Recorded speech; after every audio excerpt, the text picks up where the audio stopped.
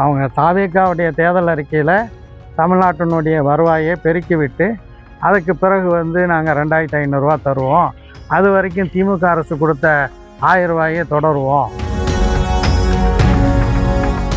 இப்போ தமிழக சட்டப்பேரவையில் அமைச்சரவையில் அங்கு வகிக்கிற விசிக தலைவர் திருமாவளவன் என்ன சொல்லியிருக்காருன்னா, சமூக நீதித்துறைக்கு கூடுதல் நிதி ஒதுக்கி இருப்பது மகிழ்ச்சி அளிப்பதாகவும் அதை வரவேற்பதாகவும் சொல்லியிருக்கிறாரு.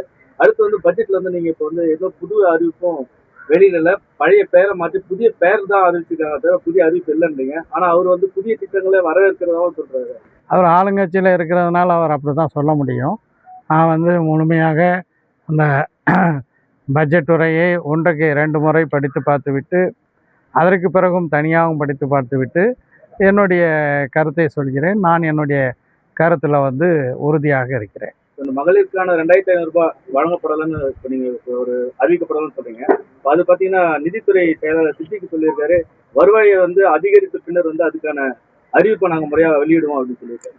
இல்லை, அப்போ அவங்க தாவேக்காவுடைய தேர்தல் அறிக்கையில் தமிழ்நாட்டினுடைய வருவாயை பெருக்கிவிட்டு அதுக்கு பிறகு நாங்கள் 2500 ரூபா தருவோம், அது வரைக்கும் திமுக அரசு கொடுத்த 1000 ரூபாயை தொடருவோம்.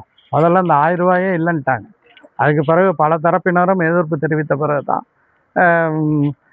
மகளிர் உரிமை தொகை 1000 ரூபா வழங்கப்பட்டது.